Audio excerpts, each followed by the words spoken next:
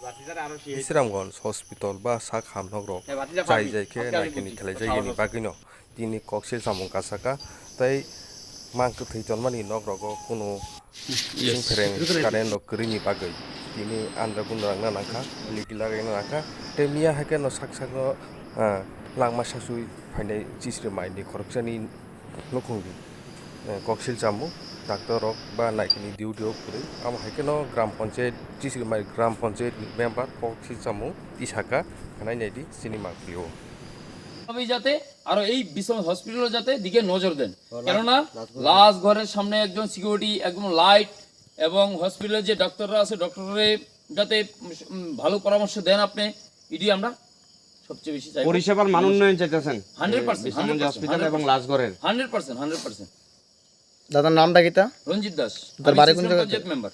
হ্যাঁ, আমি সিস্টেমাল পঞ্চায়েত মেম্বার।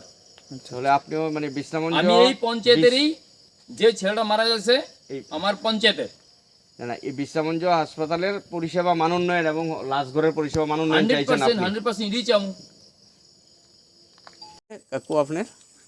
আমার ভাতিজা আজকে রাত্র 6:30-7টার ভিতরে সুইসাইড করছে। আমি তখন বাড়িতে আসলাম না, আমি খবর পেয়েছি তো আইয়া দেখি যে বাড়ির থেকে এখানে হাসপাতাল ইয়া পড়ছে। আমি বাড়িতে আসলাম, তারপরে বা এখানে আনার পরে তারা এখান থেকে যারা যারা নিয়ে আইছে তারা বাড়িতে গেছে ইয়া করে। আমি তো আর দেখছি না, আমি আইসি হাসপাতাল আইয়া সেরা লেজে লাশ করে নিয়ে আইছে। এরপরে আমি এখানে আইসি, আমি এখানে বয়ে রয়েছি সারা রাত্র আমি এখানে বয়ে রয়েছি একলা।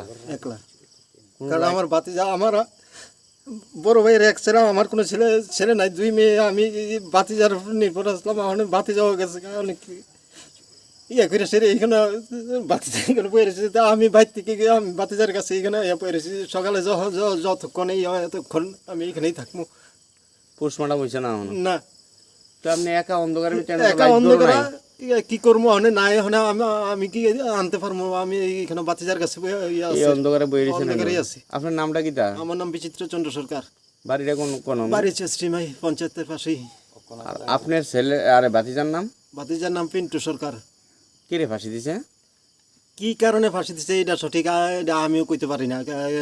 কারণ তারা, আমার ভাতিজা বড় ভাই আলাদা বাড়িতে, আমি আছি আলাদা বাড়িতে। কি কারণে কি ঘটনা? সকালে একসাথে পঞ্চায়েত মাঠতে আমি আরও তার বন্ধু বান্ধব এখানেও ওই মাছের পোনা বিতরণ করছে। এইখানেও আমরা মিষ্টি খাইছি, তেও খাই গেছে, আমরা আরও ফাইজলামি করে গেছি। এরপরে তার লগে আছে সারাদিন আমার আর দেখা হয়েছে না। এই সন্ধ্যার 6:30-7টা আমি খবর পাইছি, দোকানে দেখে দিকে গেছিলাম এই অবস্থাতে ফাঁসি দিছে। দৌড়ে আইসি, আই দিয়ে তার হাসপাতালে ইয়ে পড়ছে। এরপরে আমি একা আমি আইসি, সেটা হাসপাতালে মর্গে এখানে ফাটাই দিচ্ছে। আমি এখানে সবাই গেছে, আমি এখানে ওই বয়ে রয়েছি। আপনি খবর পাইছেন কটার সময়?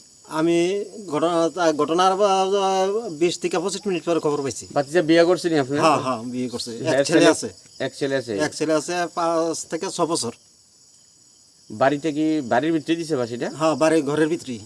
ঘরের পেছন দিয়ে একটা ছাপরা বারিন্দা আছে, বারিন্দার ভিতরে দিছে। তো এখানে যে লাশগুলো একলা বলেছেন, ডর লাগছে না আপনার? কোনো নাইট গার্ড নাই, কারেন্ট নাই, কিচ্ছু নাই? ডরাইয়া আমি কি করবো? আমার ভাতিজা, মানে আমারও তো ভবিষ্যতে কে দেখবো? আমার তো কোনো আর ডর আর আমার সাহস। কি কাজ করতো আপনার ভাতিজা? এমনিতে কোনো কাজ ইয়া করতো না। বাগান আসলো, রাবার বাগান কাটতো, ইয়া করতো। ওই শহরের ফার্ম খুলছে, শহরের ইয়া করে, এতটুকুই। আপনি